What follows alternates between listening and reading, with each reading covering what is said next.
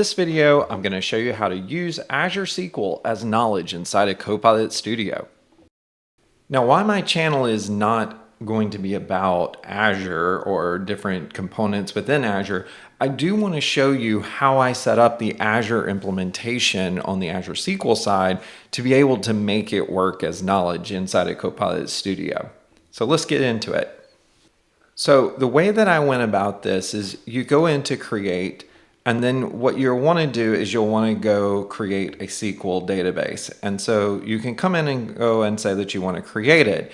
Now, me personally, what I would tell you is I'm just going to call this for a second here. I'll just refer to this in my database name is I'm just going to call this Azure, we'll just call it Azure SQL test Dwayne. And what we're doing here is just giving it a name, things of that nature. Now, me personally, what I did is I said I made it into development to make sure that from a development standpoint, I just wanted to make sure that it had the information in it that I needed.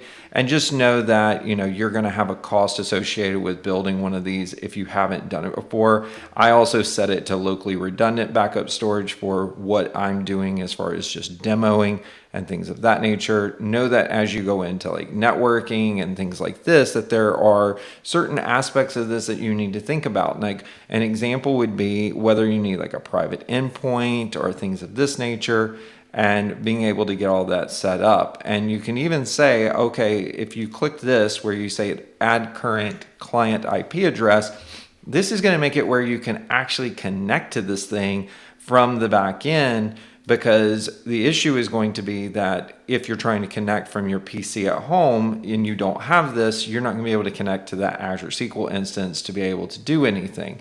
Now, if we continue on with this, you can see that there's other things that we can have here in the connection policies and things of that nature that we can deal with. But let's just keep going through security. When you get into the security side, you can configure any of these different things. I'm just going to leave these be for now. Then there's some additional settings. Now, this is where if you want to do the demo or you want to see where I got the sample data from, I go ahead and say that I want the sample data here, and I say okay. And then I can move on to tags. I don't do any tags, and I review and create, and then I just go ahead and create. Now, this will go through the process of creating one, and you'll see it go through a deployment process, and it'll do all of this. Now, what I'm going to do is I'm going to jump back over into the SQL databases. So what I'm going to do is I'm going to jump over to the one that I already have configured here. And notice that when you're looking at the overview section here, there are a few things that you need to go back and configure once you've done. And that is going to be configure access. So if you come down off of the overview tab and click on configure, you're going to see a couple of things. And one is that public network access, I've got to selected networks. The reason for that is you'll see here that you've got like the client IP address and things of that nature. But this checkbox right here where exceptions allow Azure services and resources to access the server, this is going to be a key part for you to be able to go in and be able to use. So just be aware that you need to make sure that this checkbox is set in order to be able to use it as knowledge on the back end, so that the actual SaaS backend inside of Copilot Studio can actually access your Azure SQL implementation. Now, there is the ability to use gateways and things of that nature. I'm not going to go through that on my channel because I think there are probably better qualified people to give you that information on the best way to set those up. But yes, you can go over a private network as well to be able to do this. But in the case of the demo that you're going to see today, these are the configuration changes that I've done to make it so that my Azure services and the Microsoft services can access this particular Azure SQL implementation. So now let's go into Copilot Studio and configure the knowledge source that we want to be able to point at that Azure SQL instance that we just created. So now when we go over into Copilot Studio, I've already created an agent where I'm playing with different Azure technologies and things of this nature, of which one of them we're playing with right now is going to be Azure SQL. Well, the first thing that you want to do is you want to go into knowledge, and then you can see I've already added a couple of these for me to show you kind of how we can configure things in different settings. But let's just go in and say that we wanted to add one. If we wanted to come in and we want to add a piece of knowledge, just know that what you'll choose is add knowledge and you'll add Azure SQL. Now, if you're first time coming in, it's going to ask you to authenticate to this. In the case of the authentication, and when I created the Azure SQL server on the other side inside of Azure, I did turn on the ability to use SQL authentication, not just Entra ID. Now you can choose to use either of these, and whenever you build your connection, you will be able to determine which one you want to do, and you'll be prompted to do that. If you've got everything set up and you've got your authentication done, this is where you will have the ability to see all the different tables that are inside of your Azure SQL instance that you've set up. Now, once we've done that, you'll actually see here that I can choose things like something around, let's just take, for example, the products with product category, product description, and product model. And let's just take all of these and let's add these in. Now, by adding these different things, notice that we can only put up to 15 tables in. So when you're looking at Azure SQL, you might want to think about the logical breakdown of the table structure so that way you can bring it back over in the way that you want. And a lot of times you have a table that has one table that references another table to be able to pull stuff in. And so if we go into the one we just added, which is product model here, you'll see that we've got all this different pieces of information. You see the connection string. You can see here that it gives you a description by default. We can go into preview, and when we go into preview, this is just going to go return the first few rows inside of the data set. This lets you as the maker be able to understand what kind of data are we getting back. Now, you'll look here and you'll see like product ID, you'll see all these different things. And if you scroll all the way to the bottom, you can even scroll across to see all the different pieces of data that are inside of this. Now, if we select other things like product category, we're going to return back the data that's in product category. Same thing with product description and things of this nature. And as we continue down the line here, we have all the different pieces of data. Now, the cool thing is that with all of this and us being able to look at it, it gives us the ability to think about different things. So let's just go up to something like the product itself and looking at this. So as you can see here, it says product number is the name of this particular column. But understand that what we also want to look at is we could also look at things like standard cost, right? And list price. Well, what you'll find is that the model might get a little confused about things like standard cost or list price or product number or something like that. So what if we want to give it more context to the structure of the data? Well, that's where we can go into the synonyms. And in the synonyms here under product, you can see and notice that we can select any of the tables that we wanted.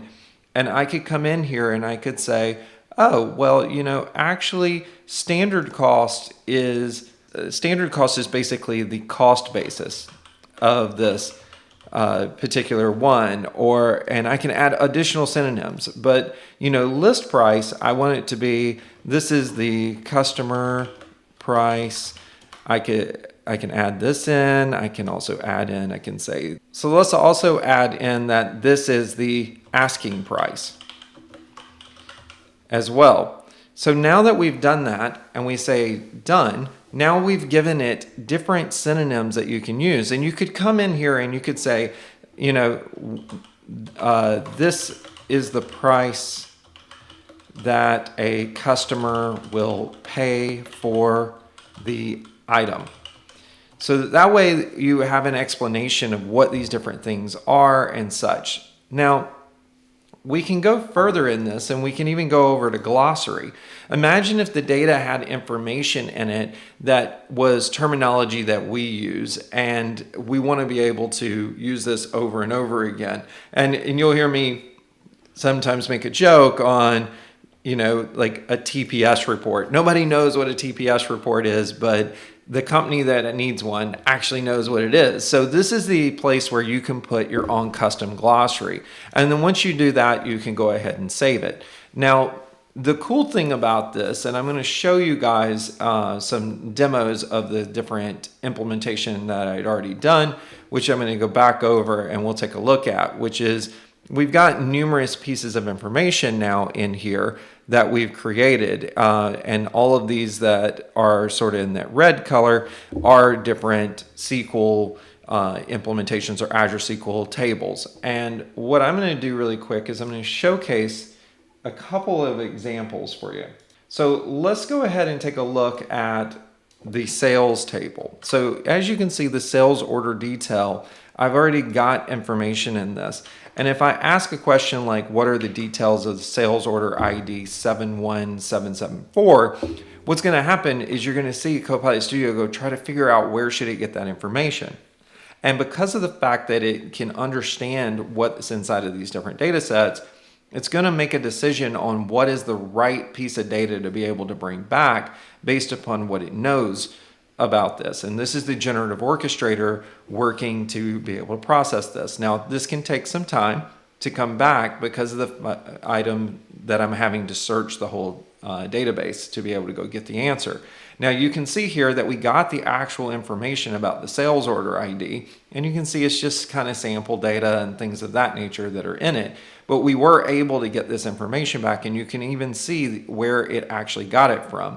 And that's kind of cool. But now, what if we wanted to do something a little more complex? So let's take a look really quick at the customer and customer address.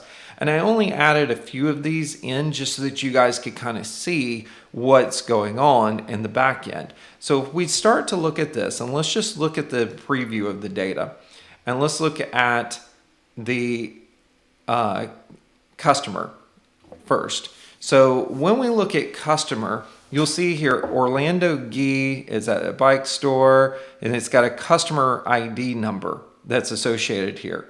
So for me to be able to say that I want to look up this particular person's address information, you're going to have to first of all be able to know who the customer is. But then we also then have to go to customer address table. Customer address table is going to say that this customer ID is associated with this address ID number, and it has like an address type and things. Well, many SQL tables will be like this. They'll have lookup tables to be able to do it. So the actual address, this is just the map to the addresses table, which you will see here is the address ID that's inside of it. Now, we go through this just so that you can understand that a lot of tables in relational databases will do this. They will break the data apart, but you would think that you would have to go through and put in a ton of different information to say, oh, here's the interrelationships of the table. But you really don't have to do that, because we can move over here to synonyms, for example. And one of the things inside of the addresses field is that you're going to see that one of the things that I went ahead and did is I'm going to come into postal code here, and I'm going to say the postal code is also known as a zip code. And by doing that, I can do this and I can hit save. Now, because I've done that particular piece of work, now whenever I come in and I want to talk about a specific customer, remember we saw that Orlando Gee was one of the customers there. I can say, what is the zip code for the customer Orlando Gee? And what it's going to do is it's going to go back out. It's going to start searching all of this, and it's going to figure out what are the right places to go get that information from. And it's going to figure out that it needs to go and get that information and the interrelationships of the different data tables, because it can see that those different headers are all the things that it needs. And I get the actual answer of the zip code for the customer Orlando Gee is 98104. And you can see that it went and it had to pull all of this information to be able to get to this particular piece of information. So just be aware that this is sort of a key component of being able to use the Azure SQL componentry. It's not just that you can use it in a way where you can just do a single table. You can actually build different views of the data or different combinations of tables and then bring that in so that your search queries will come back the way that you expect. And so from that perspective, I just wanted to make sure that you guys kind of got to see this. I hope videos like this are very helpful for you. So please like and subscribe to my channel if you want to see more video content like this. And as always, you can try Copilot Studio at aka.ms/try Copilot Studio.